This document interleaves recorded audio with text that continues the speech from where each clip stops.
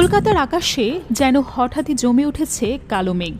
তবে মেঘ প্রকৃতির নয়, রাজনীতির।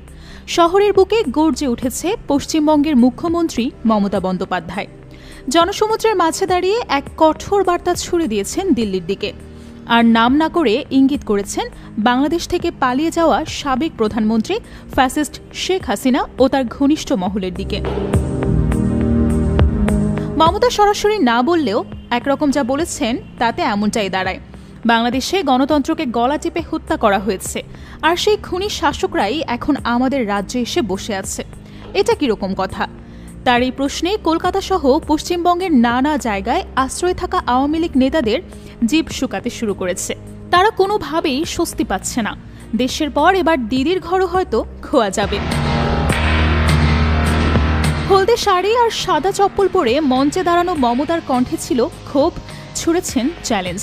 তিনি বলেন, আমি কারো নাম নেইনি, কিন্তু সবাই জানে কে বা কারা এসেছে।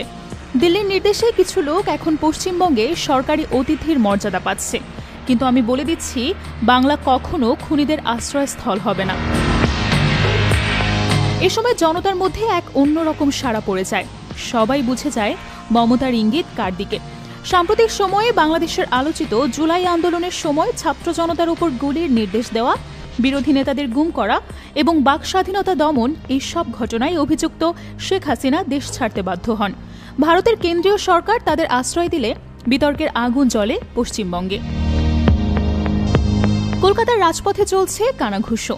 হাসিনার সঙ্গে এসেছেন তার বোন শেখ রেহানা, আওয়ামী লীগ ও ছাত্রলীগের বহু নেতা, যারা এখন দিল্লি ও কলকাতার হোটেল এবং অতিথিশালায় অবস্থান করছেন। ভারতীয় টেলিভিশনেও তাদের বক্তব্য প্রচার হচ্ছে, যা দেখে ক্ষুব্ধ হচ্ছেন অনেকেই। বিশ্লেষকরা বলছেন, মমতার এই প্রতিবাদ শুধু নৈতিক অবস্থান নয়, বরং কেন্দ্রীয় সরকারের নীতির বিরুদ্ধে এক প্রকার বিদ্রোহ। দিল্লি যেখানে বাংলাদেশের রাজনৈতিক ভারসাম্য আনার নামে বিতাড়িত শাসকদের আশ্রয় দিচ্ছে, সেখানে মমতা স্পষ্ট করে দিয়েছেন এই ভূখণ্ডে তাদের জায়গা হবে না। একজন রাজনৈতিক ভাষ্যকার মন্তব্য করেছেন, এটা নিছকই আশ্রয় নয়, এটা এক ধরনের ভূ রাজনৈতিক খেলা। দিল্লি চাইছে বাংলাদেশে পছন্দের সরকার আনতে, আর সেই খেলায় পশ্চিমবঙ্গকে ব্যবহার করছে। মমতা সেটা ঠেকাতে চাইছেন। এদিকে পশ্চিমবঙ্গের মানুষের মধ্যেও উদ্বেগ বাড়ছে। গণতন্ত্রে বিশ্বাসী জনগণের প্রশ্ন, কেন ভারতের মাটিতে মানবাধিকার লঙ্ঘনকারী, গণহত্যার দায়ে অভিযুক্ত একজন নেত্রীকে জায়গা দেওয়া হচ্ছে? এটা কি কূটনৈতিক সৌজন্য, নাকি আন্তর্জাতিক রাজনীতির অদৃশ্য চুক্তি? শেষ পর্যন্ত এই লড়াই কার সঙ্গে কার, তা সময় বলবে।